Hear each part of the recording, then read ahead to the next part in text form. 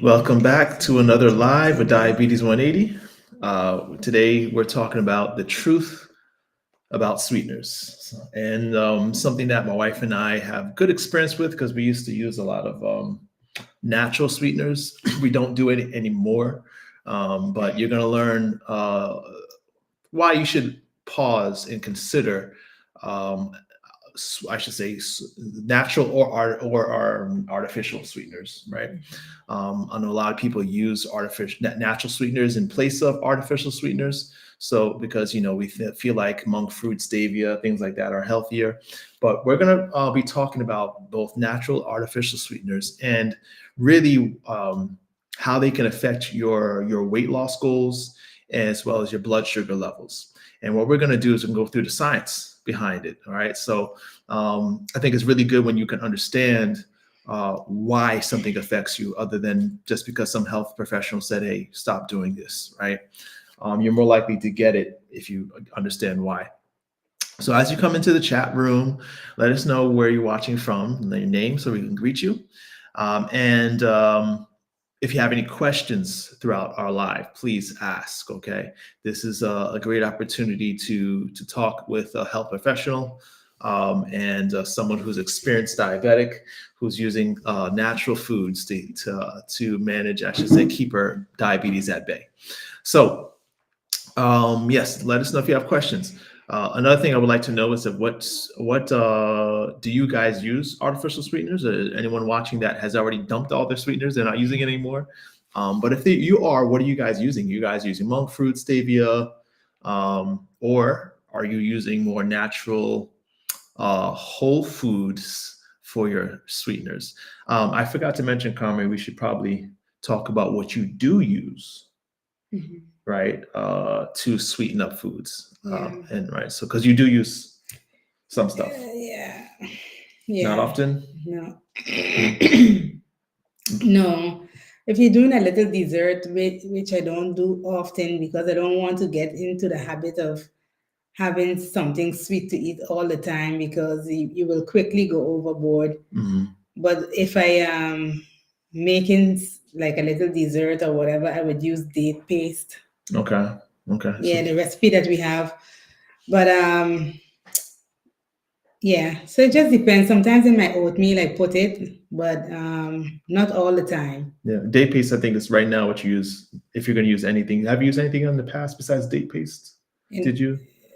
before I got rid of everything, Yeah. yes, stevia and monk fruit. But date paste is what you use as far as naturals, like whole food based. Yeah, Okay, yeah. we actually have a recipe for the date paste. Mm-hmm.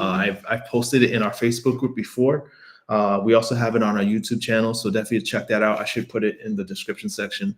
But Mm-hmm. of course, if you reach out to me and say, "Hey, I want to try that date paste," it's really easy to make. I mean, it's super Very easy. easy. Okay, and it's not the only recipe out there. If you're looking for a natural, healthy alternative to sweeten up your meals or drinks, right? You've probably seen, I don't know if you've seen anything else besides that people doing besides date paste. No, because I don't do that.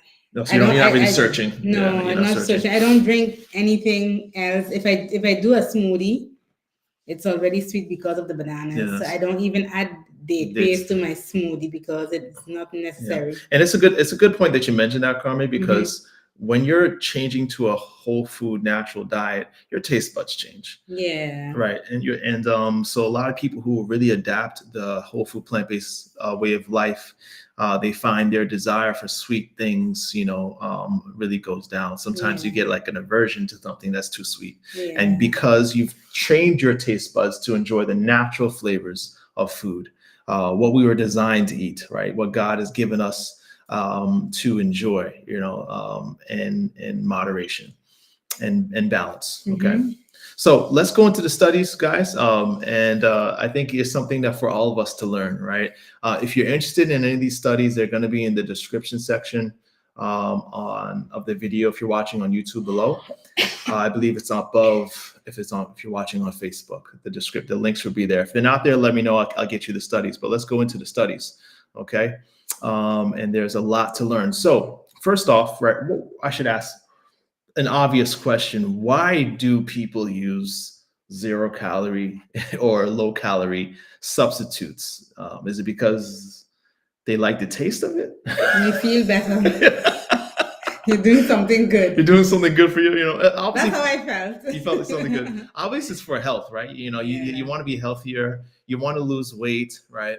But I want us to ask ourselves a logical question first off here, okay? Before I even go to the study, you know, 0-calorie drinks were made, or not just drinks, because there's 0-calorie everything, right? You go to the store, that you could see whole sections of food talking about low calorie or 0-calorie, right? They're not there because they taste better than sugar, right? They're there. They were created. These businesses, Splenda, all of them, to address a real health concern here in America and all over the world.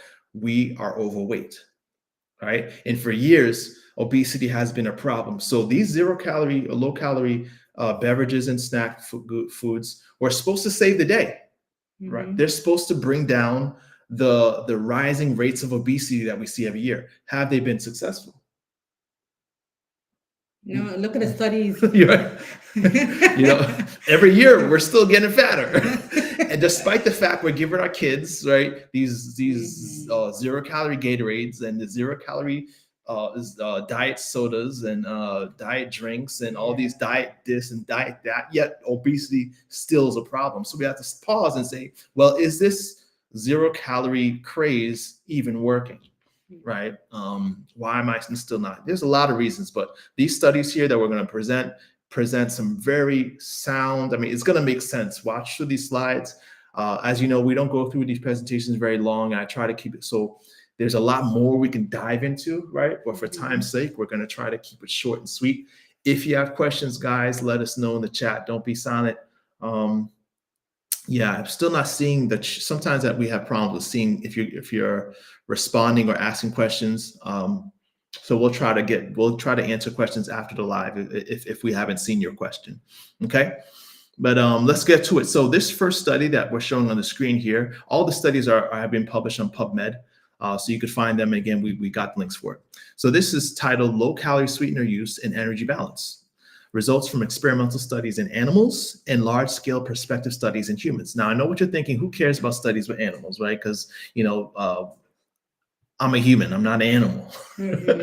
But what's nice about this study, Carmen, is that it helps us to see the why, right? So same effect when you have these large-scale studies and you look at low-calorie sweeteners and weight loss, or both animals and humans fail to lose weight. Okay, but what's nice is that you can actually do a lot more with these animal studies to find out why. Okay, so if you look at the why in the next slide here, I highlighted what these researchers found about animals that very well might be true for us. Okay, so I'll just read some of the highlighted portions that really matter to us. So there now exists a body of evidence from a number of investigators that animals chronically exposed to any amount of low-calorie sweeteners, and includes a list of common low-calorie sweeteners, have experienced the following conditions. I'll read them. Increased food consumption, right? Eating more food throughout the day. Lower postprandial thermogenesis. That's basically a slowing down of your metabolism, which we know leads to weight gain, right? Increased weight gain, greater percent body fat, decreased GLP-1 release during glucose tolerance testing. So we know that's, going to have a negative impact for those who have diabetes. Significant greater fasting glucose area under the curve during glucose tolerance testing, hyperinsulinemia, compared with animals exposed to plain water. And actually, let's click on it again. Yeah, let's click on it again. Yeah. I think I can't see the whole screen here. Let me just try to change here. Compared with animals exposed to plain water, and it says, or those with low calorie drinks, they still have the same adverse effect. Okay. So yeah, that's not good. But again, you might think, well, I'm not an animal, but it's interesting when you look at studies that involve humans, same effect. Animal research and a number of large-scale, long-term observational studies in humans in finding significantly increased weight gain, adiposity, incidence of obesity, cardiometabolic risk, and even total mortality among individuals with chronic daily exposure to low-calorie sweeteners. And these results are troubling, right? So, yeah, it's there. The science shows that the zero-calorie sweeteners, artificial sweeteners, have failed to affect what their real goal is. I'm curious though, again, as you're watching, if you maybe are an outlier. Maybe there's people out here who, have experienced weight loss with artificial sweeteners helping. And I think there's probably a time and place because I think people who are struggling with food cravings, right? Sugar cravings. I didn't even think about that. Maybe because if it really helps you find more discipline in your dieting and your healthy eating, then yeah, you could be an outlier and you can experience weight loss. I think, right, Carmen? What do you think about that? I think you can, I guess, but that wasn't for me. I think, with these sweeteners, it's as on this journey of becoming whole food plant-based, it's natural to Mhm. go from sugar to the sweeteners because you're trying to eat better, drink better. You don't want to do the sodas anymore, so Mhm. it's good to use it as a stepping Stepping stone. stone. Yeah. Because when I did the switch, I had a lot of, I don't know if you guys know Xavier, Mhm. but it's like a sparkling water that is sweetened with stevia. Mhm. And man, we used to buy those by the case, Yeah. Yeah. So I don't think it's wrong, but Mhm. after a while you will realize, this thing is still processed. So let me try and take it out of my Right. diet altogether. Yep. And shout out to Dr. Jones. I think you probably meant 0 calorie, but Dr. Jones wrote no more Celsius for me. I think you mean probably Maybe it's a drink too. drink. No, Who maybe it's knows? drink. I don't know. Yeah. But yeah, that's and piggybacking on that. I used diet sodas to help me curb cravings for regular soda for a while. Obviously, it didn't get much results, but it did help me with my cravings over time. I found myself easier to stop drinking soda altogether. So there's time and place for these artificial drinks. Okay, we don't want to make anyone feel bad who's using it in their health plan or regimen. Okay, you know what's best for you and what works for you. Okay, so let's look at again what the science says. So this is another study published in PubMed, non-caloric artificial sweeteners and the microbiome findings and challenges. So you can look at this. Well, this is just an abstract of the study, but basically, this study concludes that these artificial sweeteners can affect your microbiome, which is your gut bacteria, in a negative way. Okay. Now, Splenda and all these other companies will probably brag that your body doesn't digest these sweeteners. So it's like if your body's not digesting these artificial sweeteners, that's a good thing, right? That means it's not adding to your calories. But think about this, Carmen. If your body's not ingesting it, if your diet, it's not going into your body, then what is digesting it? Your gut. Yep. The bacteria in your gut. Yeah. Right. So what is not metabolized by the body is forced to be metabolized by gut bacteria.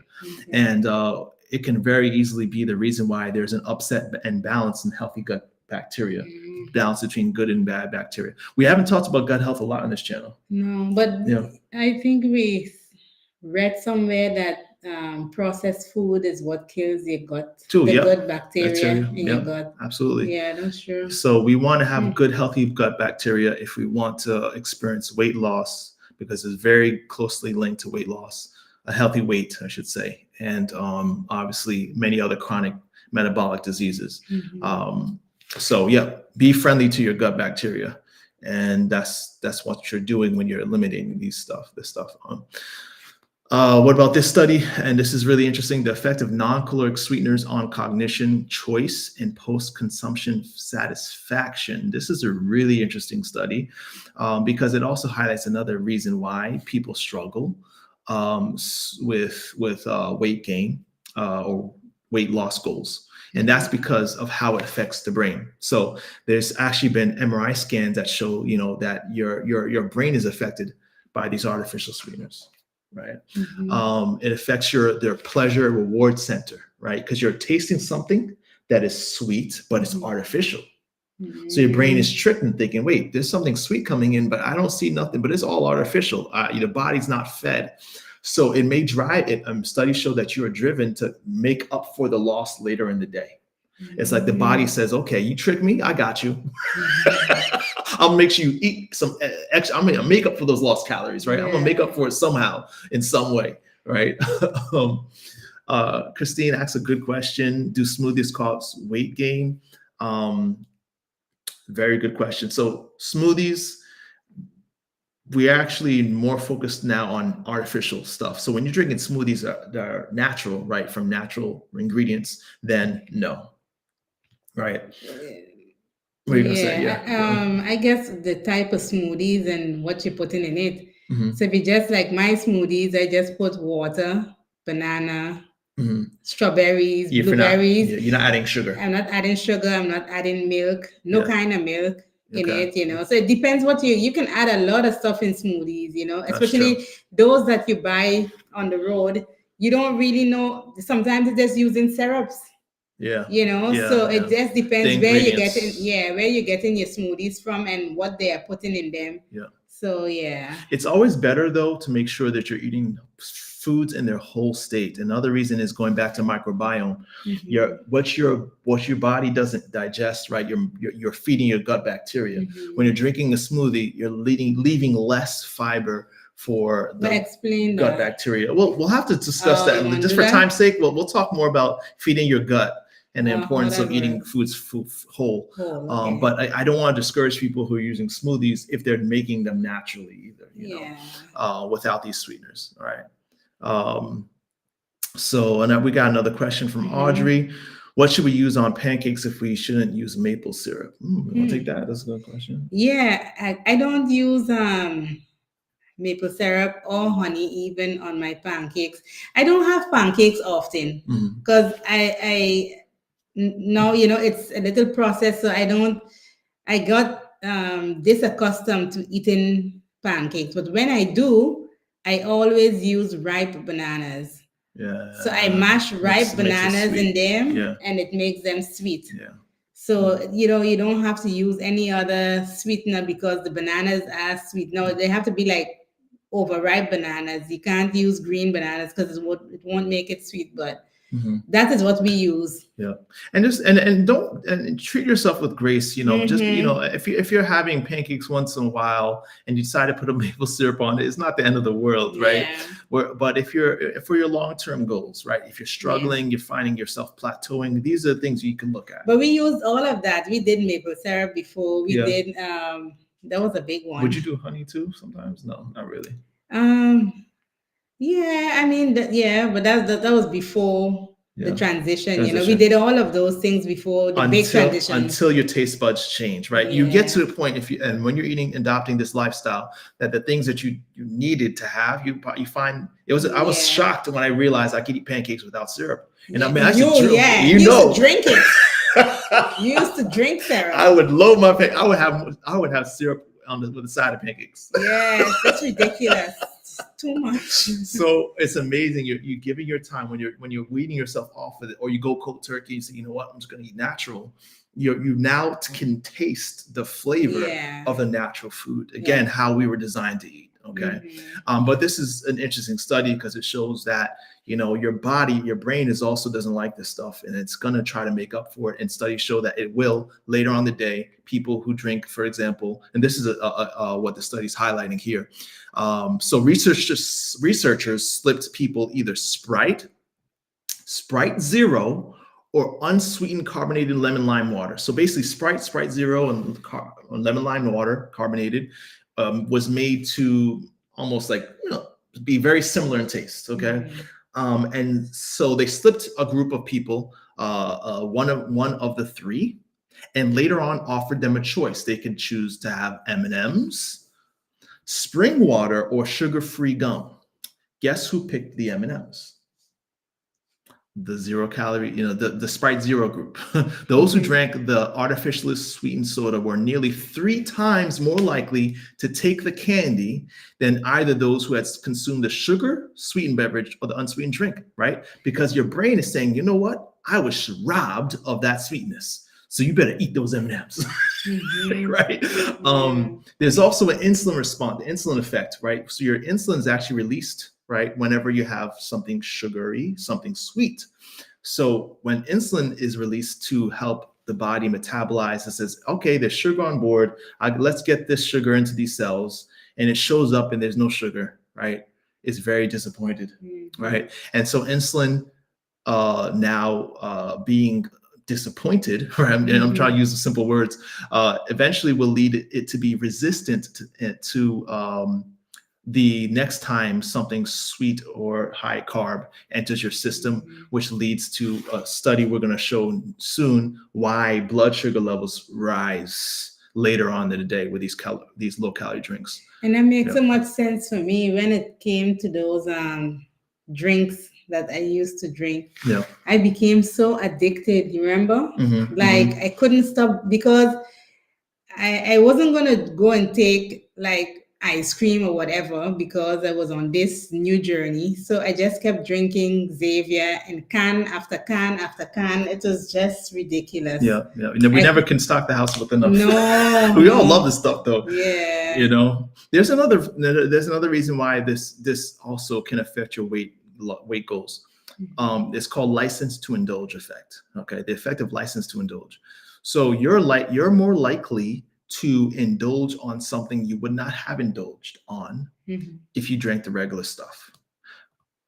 Now, you might think, nah, not me, but how many times have we decided, since, I'm drinking a regular soda, I should probably just take a small fries or no fries at all, right? Just to make up for the fact that I'm drinking a really high calorie drink. I'm going to make up for it by not eating something in that meal. I'm not going to supersize our meal, for example, right? We make decisions like that because, I got to balance things out. When a person drinks a diet soda, they're more likely to take a large fries because, or a medium fry, or regular fries, because I have a diet soda. It's going to make up for it, right? So when and this is something, again, so shown in many studies, when someone has a diet drink versus a regular drink, they're more likely to add more calories throughout their day, consciously or unconsciously. They're more likely to, in the very next meal, eat more calories. So they've done these studies, right, where people were examined on how many calories they have throughout the day, and you're more likely to eat more calories. Like Yeah. the guy we saw today, not so bad. What guy? At the gym. Oh yeah. So this guy's out the gym and he's probably worked hard, he was going in. Maybe it's going in. The license to indulge is real. Yeah. So I guess I don't know if he's eating a hot dog or something, but I his don't belly know. was happy.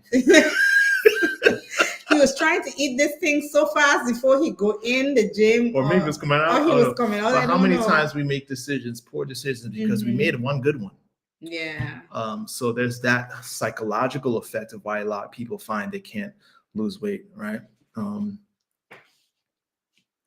Yeah, Christine, that's true. So Christine says that she has special needs adults that she's cared for that have probably done what we mentioned, and I think it's something not just special needs. We well-thinking adults do it too, unfortunately, without even knowing. And again, this study kind of highlights the effect on the brain, on the response for seeking pleasure. You want to replace what was lost, what your body's actually literally driving you to do that. Yeah. Okay. Next study here, almost wrapping up. We're talking more about blood sugars now. So how do artificial and natural sweeteners compare when it comes to blood sugar response, right? So what this study highlights is when you drink something, let's say, that has 16 teaspoons of sugar, right? You have a lot of sugar in it. Your blood sugar is going to spike, obviously, right? That's normal, right? But when you drink something that's artificially flavored, a natural sweetener, you're not going to experience a spike. So you think, well, when I drink that low calorie drink, I'm good. When I drink that diet soda, I'm good. But most of us aren't checking what happens throughout the day. And what they've done in these studies, they try to match throughout for 24 hours, a person who drinks regular sweeteners, regular soda, versus someone who drinks artificial sweeteners, and how their blood sugars matched throughout the whole day. And guess what? They were the same. So somewhere along the line, for the reasons we explained before, whether they be the insulin response, right, the insulin resistance, the license to indulge, but there's always or very consistently elevation in blood sugar later on in that day. Does that make sense? So the body makes up for it by the very next meal, what this study shows. And in the very next meal, you can have a more exaggerated response to your blood sugar level caused by the low calorie drink. Okay. Right, so you don't see it right away. The problem is it's a delayed response, a delayed tactic, right? So you can have poor blood sugar levels in the long run because of these low 0-calorie drinks, which is really interesting because it's 0 calories, right? I mean, why should it affect my blood sugar levels? But same in this study, kind of shows the same thing, whether it be monk fruit or stevia, natural sweeteners can affect your post-meal blood sugar levels throughout the day and how much food you eat, right? So for example, someone who drinks soda is less likely to eat more on the next meal than someone who drink diet soda. They're gonna replace the lost calories. They're gonna replace the lost calories.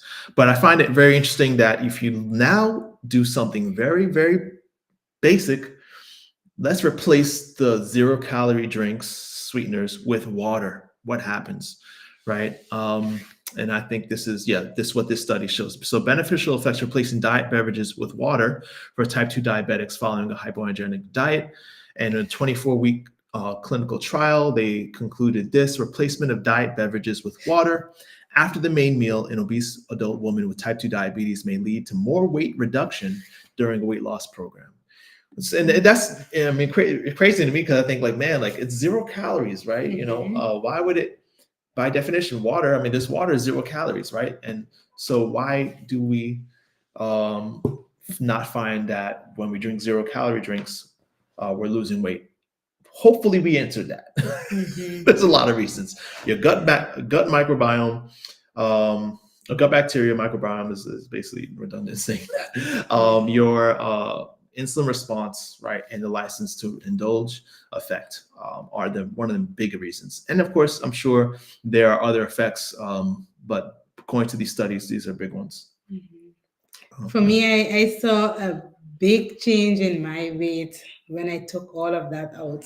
And even without trying hard, just taking them out my diet, I start to see fat loss. Yep.